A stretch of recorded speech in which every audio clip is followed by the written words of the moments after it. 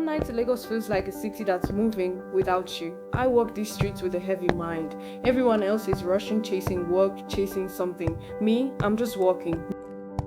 No real direction. I used to believe my life would start after school, but 3 years after graduation, I still feel stuck at the starting line. And in moments like this, when the road is quiet, I start to ask, is there more to life than just waiting and wishing? Every night, I scroll through my phone like a ritual, watching people post pictures from abroad, Canada, Italy, Spain. They used to be like me, we graduated together, but now it's like they've escaped and I'm still here. I send job applications, I get no replies. I've done NYSC, I've begged, I've prayed. Some days, I wonder if something's wrong with me. I had met Mr. Abubakar on social media. We have been chatting. He told me about an opportunity in Europe. They need young people like me to work. He promised to help me, that my traveling would not cost much. That night, I stopped wondering. I made a decision. So you're actually going just like that? It's not just like that. I've thought about it for months. But your work? With who? A man connected me. He helps people relocate. He says everything is legal. Is it that Mr. Abubakar you told me about? You still chat with him? Yes.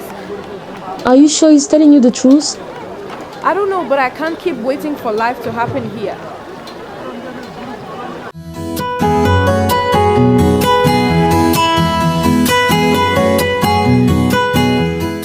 I packed like someone chasing a train. I didn't think twice. I found my passport under an old file. I hadn't touched it since NYC. That small booklet suddenly felt like my only lifeline. My mother, she wanted to hold me back, but she knew the hunger I carried. The room felt smaller, the air tighter. Everything familiar now felt like a cage. I wasn't running away, I was chasing a promise, no matter how far, how dangerous, how unknown. My mother didn't try to stop me. She just kept praying, morning, afternoon, midnight. She didn't have money to give, she only had her faith. And maybe deep down, she knew she was releasing me to a world she couldn't protect me from.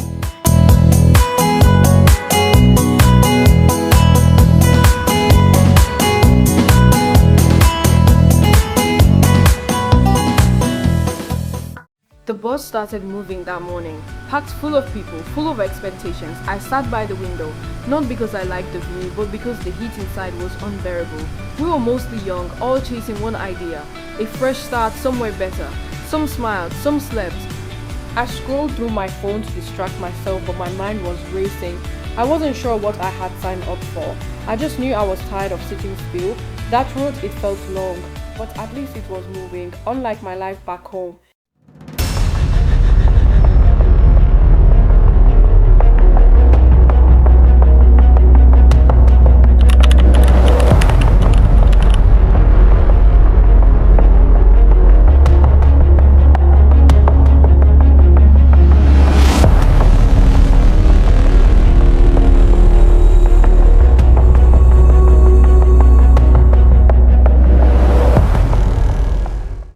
After we crossed the border at night, everything changed. They took our phones, they stopped smiling. For 2 full days, we were cramped inside a rusty bus.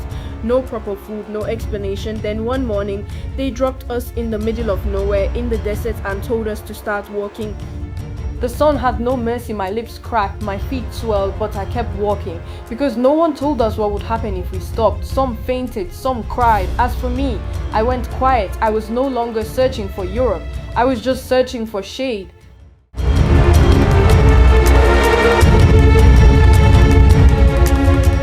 They packed us into a wooden boat, no life jackets, no instructions, just eyes full of panic. Some held on to rosaries, others just stared at the water. I thought about my mother. I told myself, if this sea swallows me, at least she won't have to see it happen.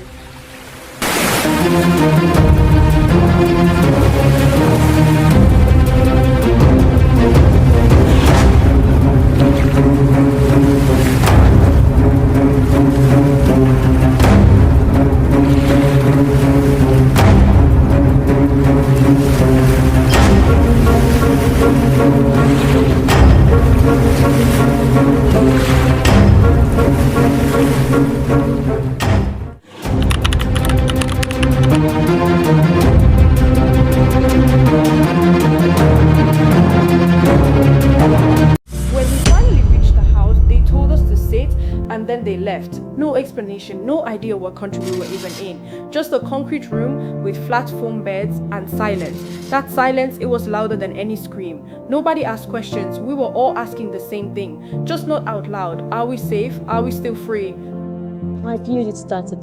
They won't give me pad. Don't let them see blood. They'll say you're sick. Then one morning she burst in, already screaming. We couldn't understand everything she said, but the message was clear. You are not in control. She pointed at the door. She threw a bottle of water on the ground like we were dogs. I didn't move. I just stared. I realized I wasn't a person anymore. I was property. Someone had smuggled in a phone just for a few minutes. She passed it to me like it was gold. I went straight to Google, searched the name of the house. The results, they weren't stories, they were warnings. I saw pictures of girls who never made it out, their faces, their families. I felt sick. Then I heard the door. Where did you get that phone from? Give me that phone. You think this is play? You think this is Instagram?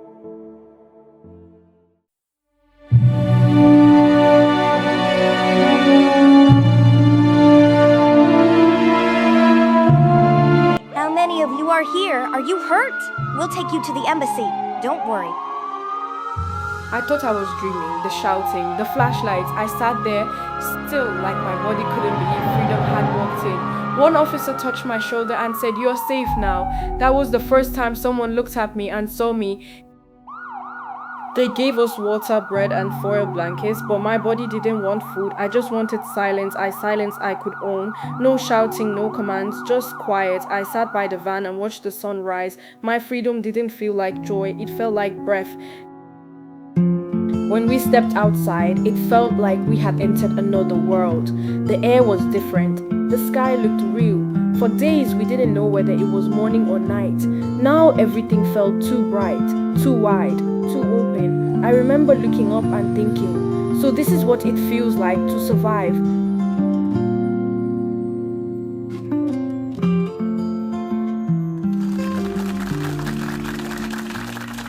I came back home, not the same girl that left. My scars were silent, but they had something to say. So I started talking in halls, in schools, in markets, because if someone had warned me properly, maybe I would have stayed.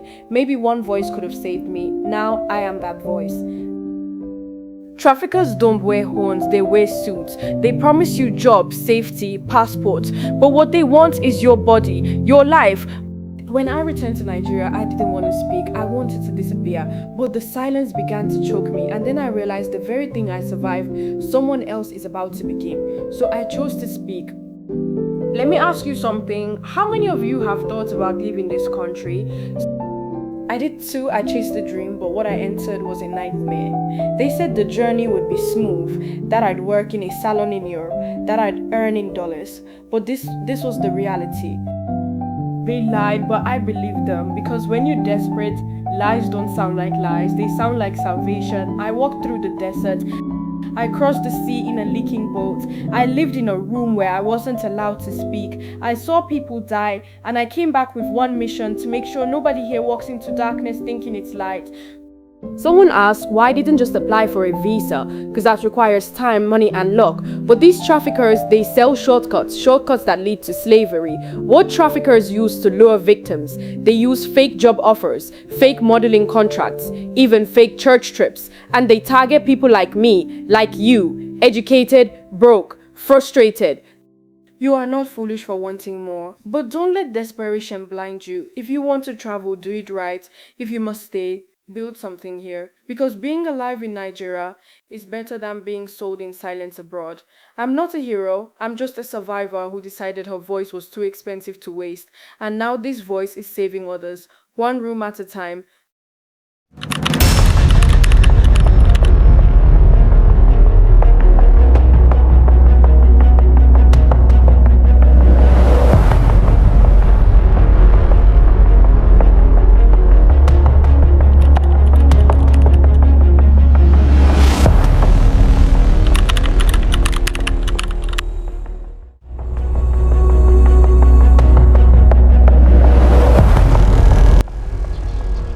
Hi, my name is Jayeoba Adediji, the creator of this film.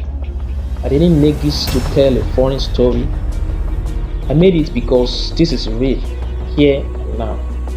Every day, young Nigerians just like me are tired, frustrated, and tempted by promises that fit better than our reality. Some are promised jobs in salons, others are told they will model in Dubai or play football in Europe, but they end up trapped, trafficked for labor, sex, fixed marriages, even organ removal.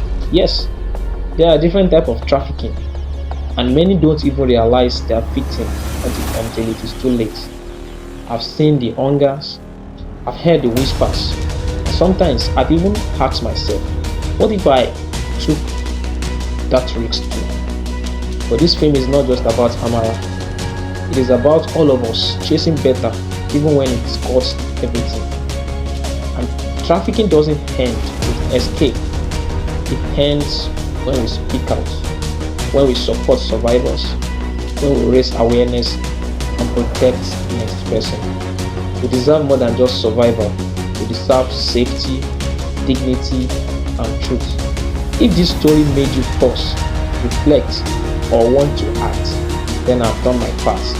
Let's end trafficking with truth and action.